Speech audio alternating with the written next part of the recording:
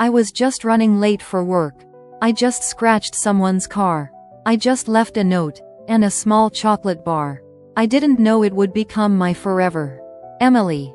A candy shop owner who smells like vanilla and celebration. Brian. A man who walked in to buy sweets for his nieces and nephews, and accidentally found love. From one small parking lot accident grew a story filled with warmth, laughter, and tenderness. A first date, a sunset proposal, a loud, joyful wedding, and a baby boy named Oliver who became their miracle. Sometimes love arrives quietly. Sometimes it crashes straight into your heart. This is a story about how the smallest mistake can lead to the greatest happiness. Love Stories Max. Welcome to my channel. Enjoy watching, friends. I hit his car, and found love. My name is Emily, and that morning I woke up with the feeling that the world was already one step ahead of me. The alarm went off too late. The coffee boiled over. My hair decided to live its own independent life. And I, the owner of a small candy shop in a shopping mall, absolutely cannot be late. Because if I don't open on time, someone might end up without caramel truffles for their morning coffee, and in my opinion, that's almost a crime. I always smell sweet, vanilla, melted chocolate, and a hint of orange zest. The scent lingers in my hair, on my hands, in my scarf. Kids in the mall sometimes say, "Mom, look, it's the lady who smells like a holiday." And every time, it makes me laugh.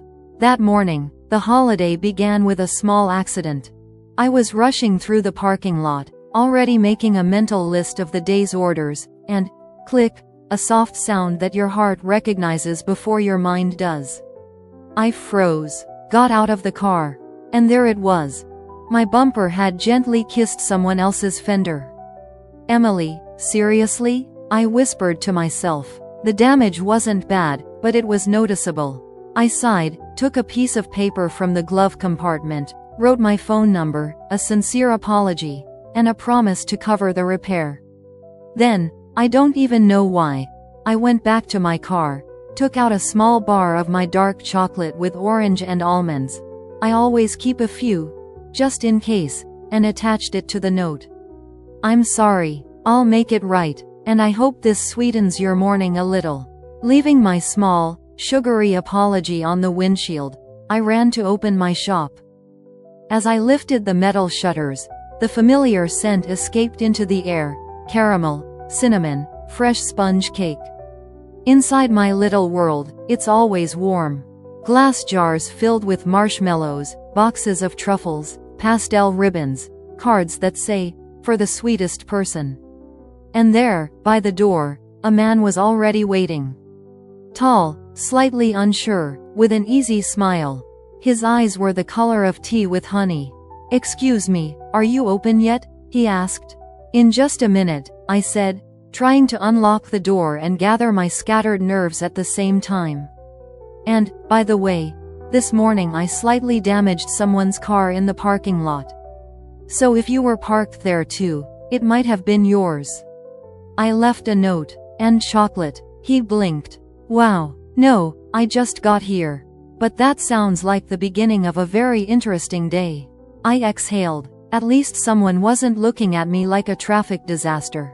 "I actually need something sweet today," he continued. "I'm going to my sister's birthday. Anna. She has 3 kids. And trust me, showing up without candy is a real tragedy. A real catastrophe." I nodded seriously. "Apocalypse level. The kind where the cake runs out." I laughed. The tension started melting, like milk chocolate in the sun. "All right, rescue mission begins," I said. "How old are the kids?" He told me their ages. I immediately started putting together a box. Colorful gummy bears for the youngest, caramel sticks for the middle one, a small box of truffles for the oldest. And of course, something special for Anna, a delicate selection of almond pralines. He watched me work. "You do that like you actually know them," he said quietly. I just believe every person has their own flavor, I replied. You just have to guess it. As I tied the ribbon around the box, he suddenly smiled a little wider. By the way, if the owner of that car shows up, I hope he'll be a reasonable guy and call you. I hope so too, I sighed. I really don't want to start my day with an argument. What if instead of arguing, he asks you out for coffee? He asked. I looked up. That would be a very strange way to meet someone. Maybe the sweetest one. I felt my cheeks grow warm. He paid and headed toward the exit, then stopped.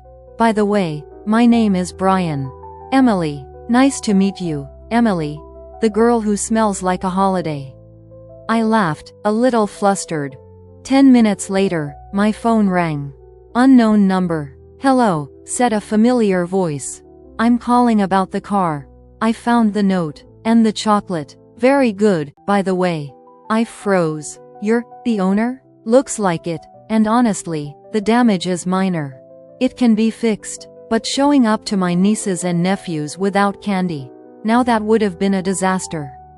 I sat down. Brian? Yes? That was your car? Yes. And to be honest, I'm glad you hit mine.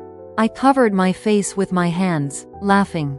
That's the most absurd romantic line I've ever heard. Maybe, but if fate decided to introduce us through a bumper, maybe we should give it a chance? I looked at my hands. They smelled like chocolate. The air in my little shop was filled with vanilla. And inside me, for the first time in a long while, something felt light and bright. Okay, I said softly. But next time, let's meet without car accidents. Deal, though I'm keeping that chocolate bar as a historical artifact. And that's how our story began. With a small bump, a handwritten note, a little piece of chocolate, and a man who believed that sometimes the best meetings are the ones that are a little unexpected, and very sweet. I was nervous before our first date like I was 16 again. Brian texted. Let's meet somewhere that smells like coffee and lets us talk for a long time. We met at a small cafe not far from my shop. I arrived early, of course. A candy shop owner can't be late twice for the same person. When he walked in, he was holding a small paper bag. This isn't an apology, he said with a smile. It's an exchange. Inside were 2 almond croissants. I figured you already have enough chocolate. I laughed. The nervousness melted before we even sat down. We talked for hours. About childhood. About his sister Anna and her 3 unstoppable kids.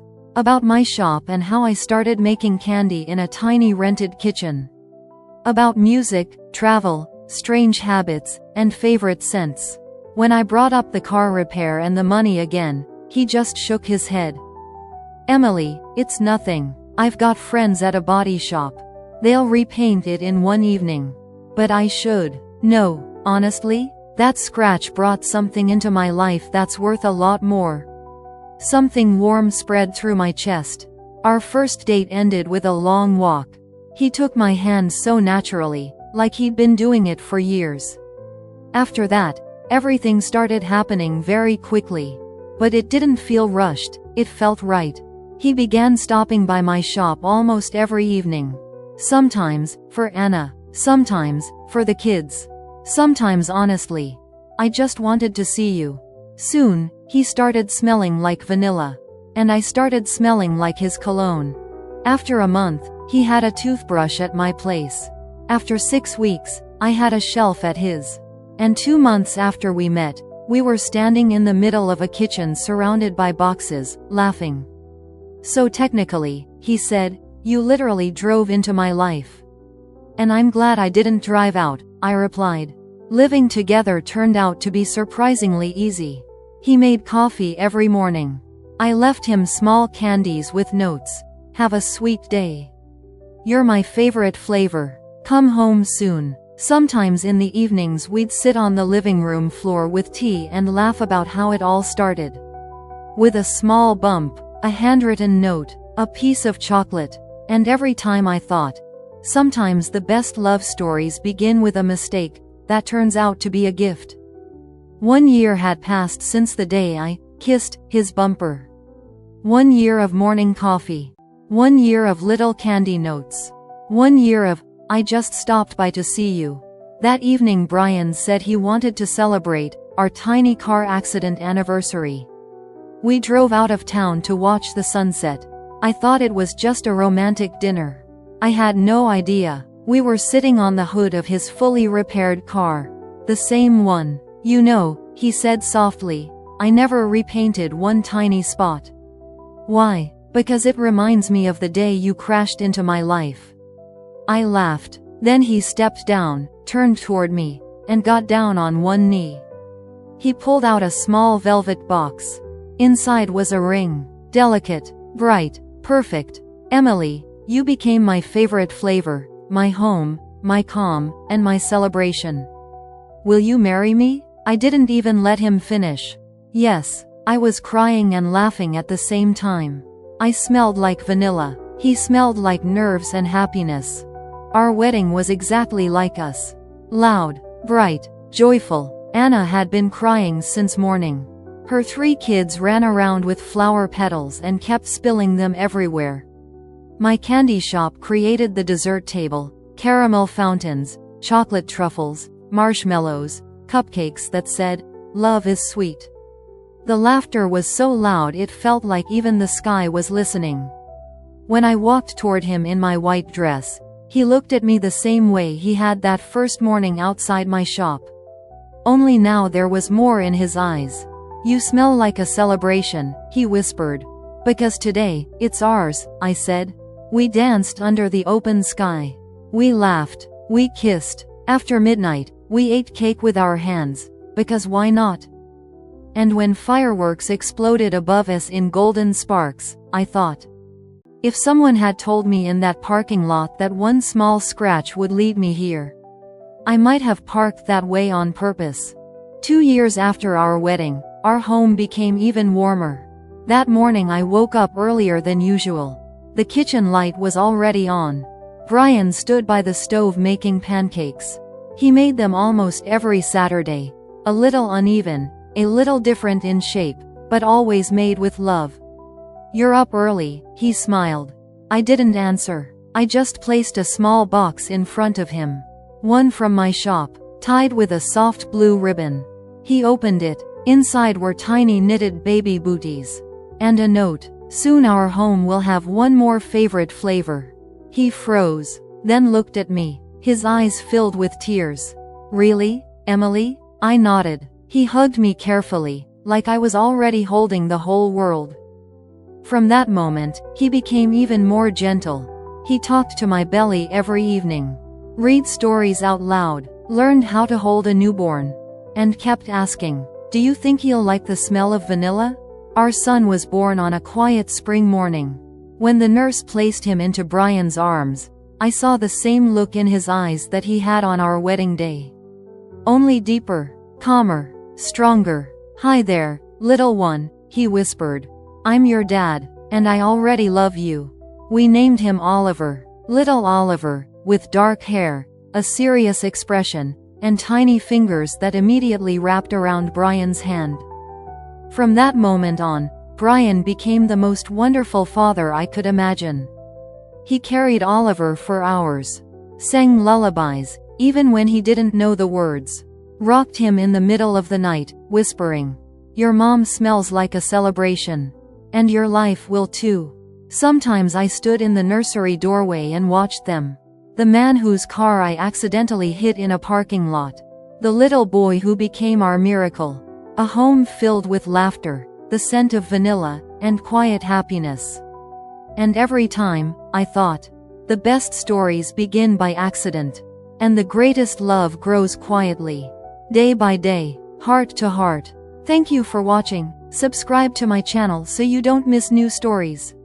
And also write in the comments how you liked this story on a scale of 1 to 5. Watch the following video and enjoy watching.